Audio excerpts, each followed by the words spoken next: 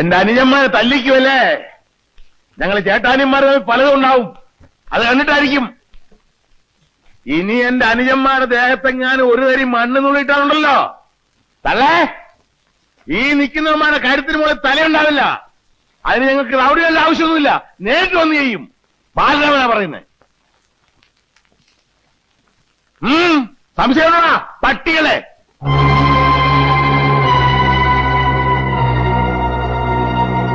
നിക്കണവിടെ.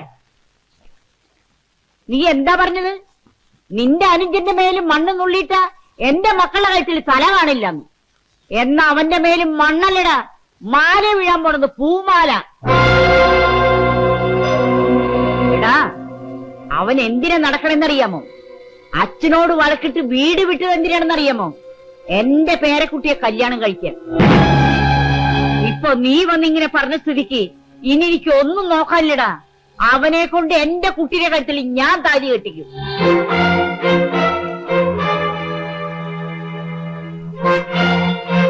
സ്വന്തം മകന് 500 നടത്തി കൊടുക്കാത്ത കല്യാണം ഈ അച്ഛൻ നിന്ന് നടത്തി കൊടുക്കടാ. ചെന്ന് പറയണ നിന്റെ അച്ഛനോട്, പറ്റുകിൽ വന്ന് തടയാൻ പറയണ നിന്റെ അച്ഛനോട്.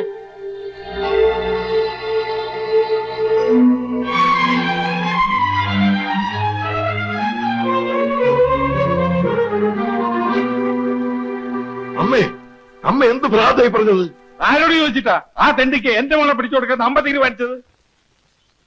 അങ്ങനെ അമ്മ മാത്രം എല്ലാം തീരുമാനിച്ചപ്പോഴത്തേക്ക് പിന്നെ ഇവിടെ ഞങ്ങളൊക്കെ എന്തിനാ? എടാ, ഞാനിത് നടത്താൻ വേണ്ടിട്ട് പറഞ്ഞതാണെന്നാ നിന്റെയൊക്കെ വിചാരം? നമ്മുടെ കുട്ടിയുടെ കല്യാണം നമ്മൾ നിശ്ചയിച്ച പോലെ തന്നെ നടത്തും. എങ്കിൽ പിന്നെ അവരോട് അങ്ങനെയൊക്കെ പറഞ്ഞു വിട്ടത്? അതാണ് ഈ അച്ഛമ്മ. ഞാനിപ്പോ ഇങ്ങനെ പറഞ്ഞില്ലായിരുന്നെങ്കിൽ നമ്മൾ ഇത്രയും കഷ്ടപ്പെട്ടതൊക്കെ വെറുതെ ആയിരുന്നേനെ. ഇനി നിങ്ങൾ നോക്കിക്കോ, ഇവൻ പോയി അവന്റെ കഥ കഴിച്ചോളൂ.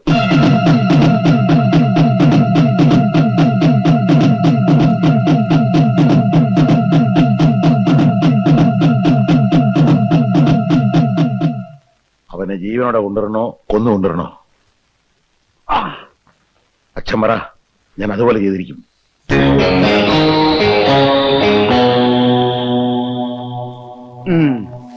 അങ്ങനെ പട മേടിച്ച് പന്തളത്തിൽ നിന്നപ്പോ അവിടെ ഒരു പ്രശ്നമില്ല.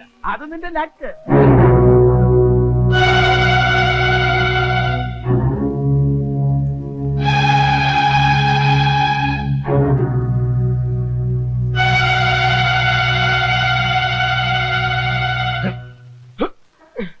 എന്താ കേറാ വണ്ടിയെ? എന്തിന്? ആദ്യം വണ്ടിയെ കേറാ. വിളിച്ചേ, ഇവനെ ഞാൻ വീട്ടിലേക്ക് കൊണ്ടുപോയെന്ന് പറഞ്ഞത്. വീട്ടിലേക്കൊന്നും ഞാനില്ല. പിന്നെ ഇങ്ങോട്ടും ഇല്ല. വീട്ടിൽ നിങ്ങൾ തല്ലി ഇറക്കില്ലേ, പിന്നെന്തിനാ? ഞാനാ പറഞ്ഞത് വണ്ടിയെ കയറാൻ. ഇനി വലിയേട്ടനല്ല, അച്ഛൻ വന്ന് വിളിച്ചാലും ഞാൻ വരില്ല. നീ വരില്ലല്ലേ? നിനക്ക് ആനപ്പാറിലെ പെണ്ണിനെ കെട്ടണമല്ലേ? കൊന്നുകളെ നിന്നെ ഞാൻ. കേറണ വണ്ടിയിലേക്ക്. വണ്ടി കയറാൻ. അയ്യോ അച്ഛൻ.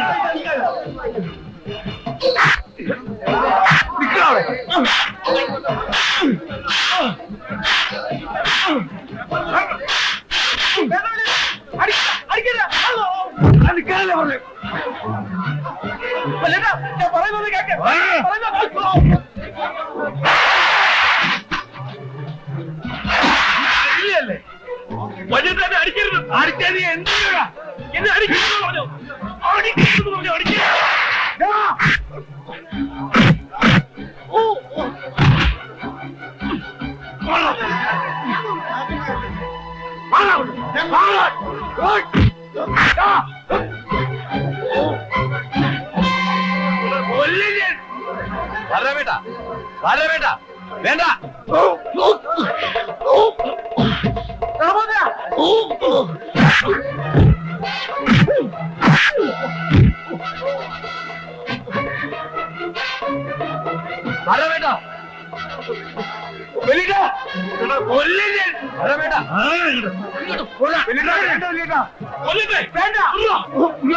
വേണ്ട. എന്താ വാടാമേട്ടത്? അരിയല്ലേ? എനിക്കിങ്ങനൊരു അരിയനില്ല. 500 കുടുംബത്തിൽ ഇങ്ങനെ ഇല്ല. അയാൾ അങ്ങോട്ട് വിടാൻ. എന്നെ കൊല്ലട്ടെ. വേണ്ട, അവരെ വിട്ടേക്ക്. വലിയ 500 പോലും. 500. ഇപ്പൊ എവിടെ പോയി 500 അഭിമാനം?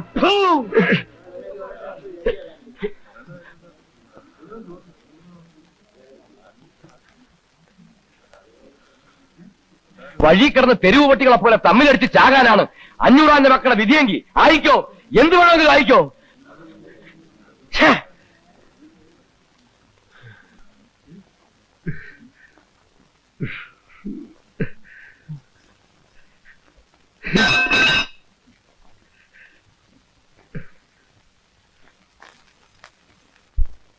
ഇനി എന്റെ മക്കൾ ചെയ്യേണ്ടത് എന്താണെന്ന് അറിയാമോ? നിങ്ങള് അയാളടുത്തേക്ക് പോകണം. എന്നിട്ട് ഈ കല്യാണം നടത്താൻ അയാളോട് തന്നെ സഹായം ചോദിക്കണം. അന്ന് നമ്മുടെ കുട്ടിയുടെ കല്യാണം നടക്കാണ്ടാക്കിയത് അയാളല്ലേ? ഇന്ന് അവളുടെ കല്യാണം നടക്കുമ്പോ അയാൾ വരണം. പട്ടിയെ പോലെ വന്ന് കാവല് നിൽക്കണം. അയാള് വലിയ 500 മിക്കത്ത് എന്ന് കൈനീട്ടിയാൽ ചങ്കും പറിച്ചു കൊടുക്കുന്ന 500. ചെല്ലേ, ചെന്ന് ചോദിക്കേ. ഇപ്പൊ ചോദിച്ച് അവന്റെ ചങ്ക് പറിച്ചു തരാൻ അയാൾ തയ്യാറാവും.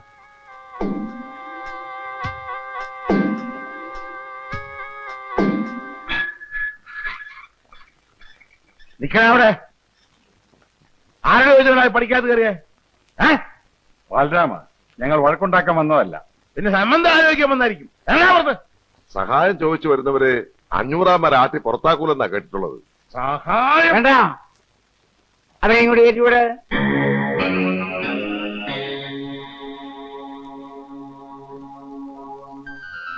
മുതലാളി, ഞങ്ങളോട് ക്ഷമിക്കണം.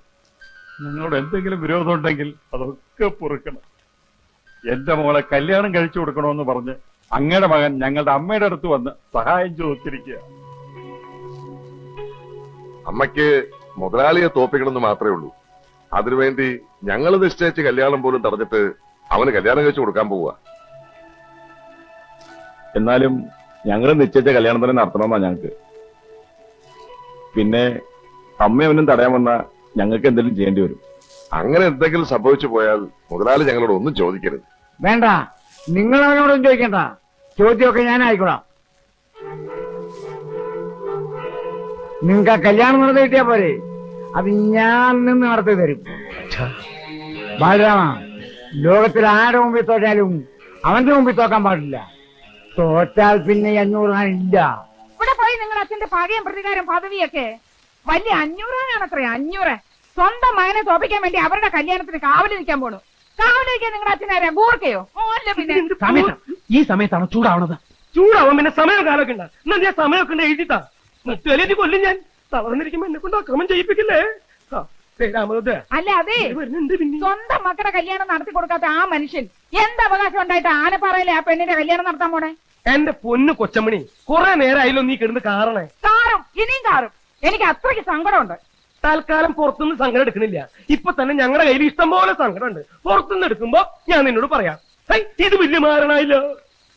എടാ രാമഭദ്ര, നീ ഇങ്ങനെയുടെ വാക്കും കേട്ടോണ്ടിരുന്ന ആയുഷ്കാലം മുഴുവനും നീ ഇങ്ങനെ ഈ ഇരിപ്പിരിക്കേണ്ടി വരും. എടാ, നമുക്ക് പോണോടാ. അച്ഛനല്ല ഏത് കൊലകൊമ്പം വന്നാലും നമുക്ക് പോയി ആ കല്യാണം മുടക്കണം. നീ ആ പെണ്ണിനെ കെട്ടണം. ഇതാരാണ് ഈ നേരത്ത്? അച്ഛനോ മറ്റോ ആണോ?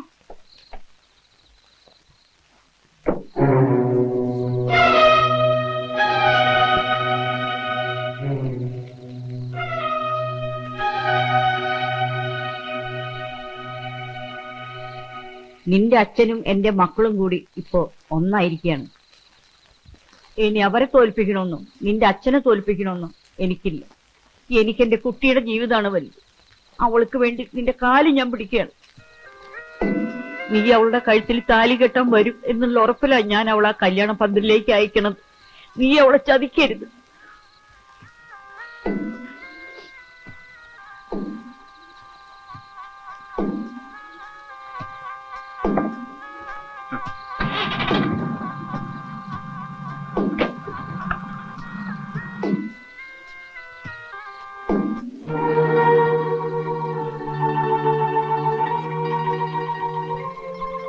അമ്മ ഈ പറഞ്ഞിട്ട് പോയതൊക്കെ നീ വിശ്വസിച്ചോ? അവളെ നിനക്ക് കെട്ടിച്ചേരുമെന്ന് വിചാരിക്കുന്നുണ്ടോ? നിന്നെയും നിന്റെ അച്ഛനെയും തമ്മി തല്ലിക്കാനാ അമ്മ ഈ ഉറക്കം കളഞ്ഞ് നടക്കുന്നത്, അല്ല നിന്നെ കൊണ്ട് കെട്ടിക്കാനൊന്നും അല്ല. എടാ, ഈ അമ്മയും കൂടെ കൂട്ടിയേർന്നിട്ടാ ഇപ്പൊ അവളുടെ കല്യാണം നിശ്ചയിച്ചിരിക്കുന്നത്. അതറിയാവോ നിനക്ക്? നിന്നോട് അവളുടെ കഴുത്തി താലി കെട്ടാൻ വരണമെന്ന് ഇപ്പൊ പറഞ്ഞില്ലേ? ഇതേ അമ്മ തന്നെയാ നിന്നെ തടയാൻ നിന്റെ അച്ഛന്റെ സഹായം ചോദിപ്പിച്ചത്. എടാ, ഇത് അടവാണ്. നിനക്ക് അവളെ കിട്ടുമെന്നായപ്പോ എവന്റെ ചേട്ടന്മാര് പുതിയ അടവായിട്ട് എവരെ പറഞ്ഞു വിട്ടിരിക്കുകയാണ്. കെട്ടാനും കെട്ടിക്കാനും ഒക്കെ ഞങ്ങൾക്കറിയാം. ഇറങ്ങിപ്പോടാ രാമഭദ്ര, ഇറങ്ങിപ്പോടാ പുറത്ത്. ഇറങ്ങിപ്പോടാ പട്ടി. മൂക്കിടിച്ചാൻ പരത്തികളെയും പന്നി. സഹോദര,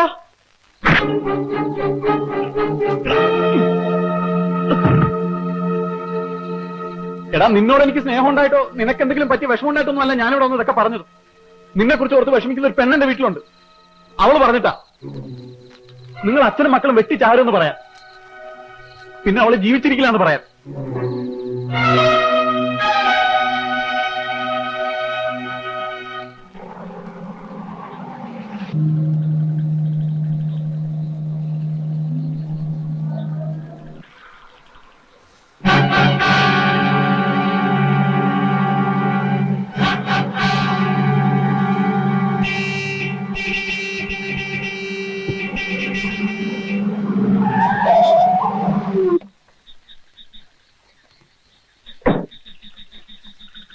ചാവാണ്ട് മാറാ വണ്ടിയുടെ മുമ്പിൽ.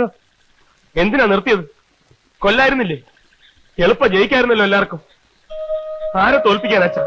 അവിടുത്തെ കല്യാണത്തിന് അച്ഛൻ പോയി കാവൽ നിൽക്കണം. എന്നെ തോൽപ്പിക്കാൻ. അച്ഛനെ തോൽപ്പിച്ചിട്ട് എനിക്ക് അവളെ കെട്ടണം. ആ പരിസരത്ത് പോലും ഞാൻ വരില്ല. ദേവി ചെയ്ത് അച്ഛൻ അവിടെ പോവരുത്. ഇല്ല, ഞാൻ പറയുന്നത് നിങ്ങൾ വിശ്വസിക്കണം. അച്ഛനെ അവർ ചതിക്കുകയാണ് അച്ഛാ. അതിന് കൊച്ചേട്ടനും വലിയേട്ടനും അവർക്ക് കൂട്ടു നിൽക്കരുത്. പറഞ്ഞു നിൽക്കാതെ അവന്റെ നെഞ്ചത്തോടെ കയറ്റി വിടാൻ വേണ്ടി.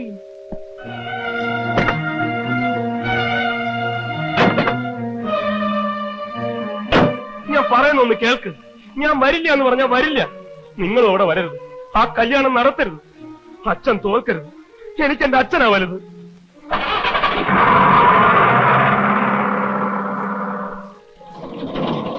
ഞങ്ങൾക്ക് ഞങ്ങളുടെ അച്ഛനാ വലുത്. ഞങ്ങളവിടെ പോവും, ആ കല്യാണം നടത്തും. തടയാനെങ്ങാനും വന്നാ നിന്നെ കൊന്നെങ്കിലും അച്ഛൻ ജയിക്കുന്നുണ്ടെങ്കിൽ അതും ഞാൻ ചെയ്യും. 500 മകൻ ബാലരാമനാ പറഞ്ഞേ, ഓർത്തോ? എന്നാൽ അതേ 500 മോൻ രാമഭദ്രൻ പറയുന്നു, ഓർത്തോ? ഞാൻ അവിടെ വരും.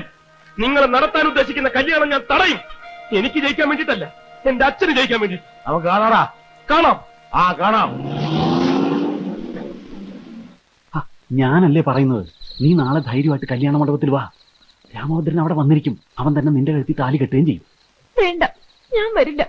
ഇങ്ങനെ ബഹളവും ലഹളയൊക്കെ ആയിട്ട് എന്റെ കഴുത്തിൽ ആരും താലി കെട്ടണ്ട. എന്റെ അമ്മയുടെ കല്യാണം പോലെ ഇതും വെട്ടും മുത്തുമൊക്കെ ആയി തീരാൻ ഞാൻ സമ്മതിക്കില്ല. മാലു, ഇതൊക്കെ ഒന്ന് അവസാനിപ്പിക്കാൻ വേണ്ടി തന്നെ ഞാനീ പാടക്കപ്പെടുന്നത്. ഈ 2 കുടുംബങ്ങൾ തമ്മിലുള്ള വാശിയും വൈരാഗ്യവും ഒക്കെ തീരണമെന്നുണ്ടെങ്കിൽ നാളെ നീ അവിടെ വരണം. നിന്റെ അച്ഛമ്മ നോക്കി നിൽക്കേ, 500 നോക്കി നിൽക്കേ. രാമഭദ്രൻ നിന്റെ കഴുത്തി താലി കെട്ടണം. അതല്ല, ഈ വഴക്ക് ഇനി ഇങ്ങനെ തുടരണമെന്നാണെങ്കിൽ ആയിക്കോ, നിന്റെ ഇഷ്ടം പോലെ ആയിക്കോ.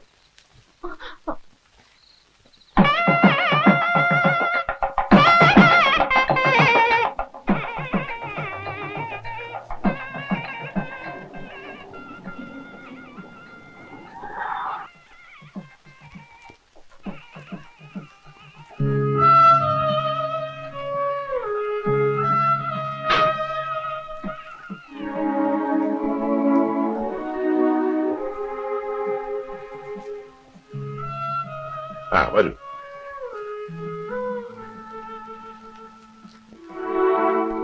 ഇതാണ് കുട്ടി. ഇതെന്റെ ഭാര്യ, ഇത് അനിയന്റെ ഭാര്യ. പൊയ്ക്കോളൂ.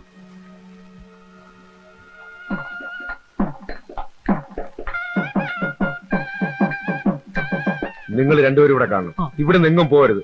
പ്രത്യേകിച്ച് ആവേശം ശ്രദ്ധിച്ചോണം. നിങ്ങൾ രണ്ടുപേരും ഇവിടെ തന്നെ ഉണ്ടാവണം, എങ്ങും പോരുത്. വരൂ വരൂ.